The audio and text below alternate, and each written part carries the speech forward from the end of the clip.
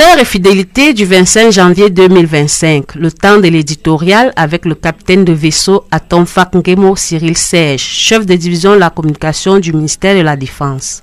Dans le préambule de sa constitution, autrement dit sa loi fondamentale, c'est abondamment que le Cameroun s'inspire des dispositions de la Déclaration universelle des droits de l'homme, adoptée le 10 décembre 1948 par l'Assemblée générale des Nations unies.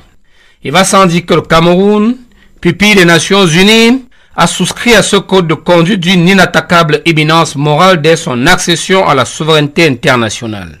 Ainsi, quand la dite déclaration stipule en son article 3 que, je cite, « Tout individu a droit à la vie, à la liberté et à la sûreté de sa personne », fin de citation. La Constitution du Cameroun précise pour sa part que, je cite toujours, « La liberté et la sécurité sont garanties à chaque individu dans le respect des droits d'autrui et l'intérêt supérieur de l'État », fin de citation. Lorsque l'on parle de l'État, un certain nombre d'éléments constitutifs vient immédiatement à l'esprit. Ainsi d'un territoire bien délimité, d'une population dont la composition varie selon les aires géographiques, et enfin, d'un gouvernement au fonctionnement homogène et effectif, gouvernement dont l'autorité s'exerce sur l'ensemble des personnes habitant le dit territoire. À côté de ces éléments matériels, il y a aussi d'autres éléments immatériels, ceux-là, mais néanmoins constitutifs de l'État. Il s'agit entre autres de la souveraineté, entendue comme étant la volonté populaire, de laquelle l'État tire son autorité et l'exclusivité de sa compétence, ceci sans intrusion d'aucune contrainte extérieure. Dans le préambule de sa constitution, autrement dit sa loi fondamentale, c'est abondamment que le Cameroun s'inspire des dispositions de la Déclaration universelle des droits de l'homme, adoptée le 10 décembre 1948 par l'Assemblée générale des Nations unies. Il va sans dire que le Cameroun, pupille des Nations unies, a souscrit à ce code de conduite d'une inattaquable éminence morale dès son accession à la souveraineté internationale. Ainsi, quand la dite déclaration stipule en son article 3 que, je cite, « Tout individu a droit à la vie, à la liberté et à la sûreté de sa personne », fin de citation. La Constitution du Cameroun précise pour sa part que, je cite toujours, « La liberté et la sécurité sont garanties à chaque individu dans le respect des droits d'autrui et l'intérêt supérieur de l'État », fin de citation. Lorsque l'on parle de l'État, un certain nombre d'éléments constitutifs vient immédiatement à l'esprit. Ainsi d'un territoire bien délimité, d'une population dont la composition varie selon les aires géographiques, et enfin, d'un gouvernement au fonctionnement homogène et effectif, gouvernement dont l'autorité s'exerce sur l'ensemble des personnes habitant le dit territoire. À côté de ces éléments matériels, il y a aussi d'autres éléments immatériels, ceux-là, mais néanmoins constitutifs de l'État. Il s'agit entre autres de la souveraineté, entendue comme étant la volonté populaire, de laquelle l'État tire son autorité et l'exclusivité de sa compétence, ceci sans intrusion d'aucune contrainte extérieure. Dans l'article 21, alinéa 3 de la Déclaration universelle des droits de l'homme, il est prévu que, et je cite encore, « La volonté du peuple est le fondement de l'autorité des pouvoirs publics », fin de citation. En réponse à la volonté du peuple leur imposant de lui garantir sa sécurité, nos pouvoirs publics camerounais se seront toujours mis en devoir et jamais sans faille d'user de tous les moyens légaux à leur disposition pour remplir cette mission de la plus haute importance. D'où l'actuel renforcement de la présence des forces de maintien de l'ordre dans certaines de nos régions administratives, particulièrement affectées par l'insécurité.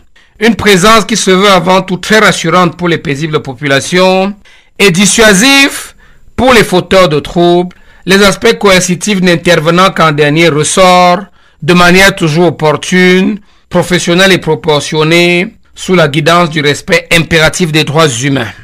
Mais au-delà des régions actuellement concernées, c'est l'ensemble du territoire national qui se voit appliquer le même train proactif de mesures sécuritaires au regard des grands rendez-vous d'expression populaire qui se profilent à l'horizon. En l'espèce, il va s'agir de créer un environnement sécur et sûr, à même de permettre à chaque citoyenne et citoyen de se prononcer librement et en toute quiétude le moment venu sur l'avenir de notre pays. Les forces de défense et de sécurité travaillent activement à cette tâche en rapport avec la communauté nationale des citoyennes et citoyens dans le cadre permanent du concept vivant et porteur armée-nation véritable originalité camerounaise à saluer et à sanctuariser. Le renforcement du maillage sécuritaire va indubitablement s'accompagner d'une multiplication des contrôles, principalement d'identité, sur les routes, les places publiques et partout où besoin sera. Nous disions tantôt que le renforcement du maillage sécuritaire va indubitablement s'accompagner d'une multiplication des contrôles, principalement d'identité, sur les routes, les places publiques et partout où besoin sera. Sans parler des contrôles de cargaison et autres biens. Autant de mesures dont l'efficacité du reste avérée va davantage infléchir le taux des cas de violation de la loi et de l'ordre. À chacun donc, à chacun de nous, de se conformer dès à présent et durablement aux dispositions légales pour la sécurité et le bien-être de tous. À chacun de nous de se conformer dès à présent et de façon durable aux dispositions légales pour la sécurité et le bien-être de tous. Sachons tous rester vigilants. À samedi prochain. The English version of our today's editorial served to you by Staff Sergeant Fossab Hassan Chek. In the preamble of its constitution, its fundamental law, Cameroon draws much inspiration from the provisions of the Universal Declaration of Human Rights adopted by the United Nations General Assembly on December 10, 1948. It is obvious that Cameroon, a ward of the United Nations, has subscribed to this code of conduct of unassailable moral eminence since it acquired international sovereignty. Thus, if Article 3 of the said declaration stipulates that, and I quote, everyone has the right to life, liberty and security of person, end of quote, the Constitution of Cameroon for its part stipulates that, and I quote again, liberty and security are guaranteed to each individual in the respect for the rights of others and the supreme interest of the state, end of quote. When we talk about the state, a number of constituent elements immediately come to mind. These include a clearly defined territory, a population whose composition varies according to the geographical area, and, finally, a government with a homogeneous and effective functioning, which has authority over all the people living in the said territory.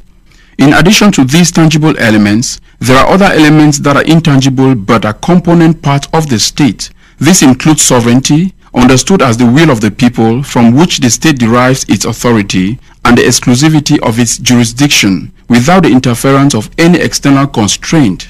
Article 21, Section 3 of the Universal Declaration of Human Rights states, and I quote, "The will of the people shall be the basis of the authority of government," end of quote.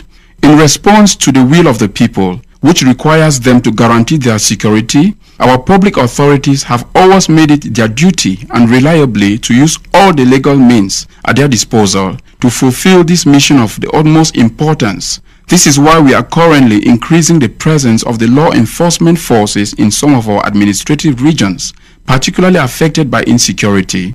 This presence is intended above all to reassure innocent citizens and deter troublemakers, with coercive measures being used only as the last resort, always in a timely, professional and proportionate manner under the imperative guidance of respect for human rights. But beyond the regions currently affected, the same proactive security measures will be applied throughout the national territory in view of the major public events on the horizon. The aim is to create a safe and secure environment that will enable all citizens to express their views freely and in complete peace of mind when the time comes to decide the future of our country. The defense and security forces are actively working on this task together with the national community of citizens within the permanent framework of the living and promising concept of the link between the army and the nation, a true Cameroonian originality to be hailed and enshrined. The strengthening of the security network would undoubtedly be accompanied by an increase in checks, especially identity checks on the roads, in public places and wherever else necessary, not to mention checks on cargo and other goods. All of these measures are proven to be effective and will further reduce the number of law and other offenses. It is therefore up to everyone to comply with the law, now and in the long term, for the safety and welfare of all. Let us remain vigilant. Have a blessed weekend.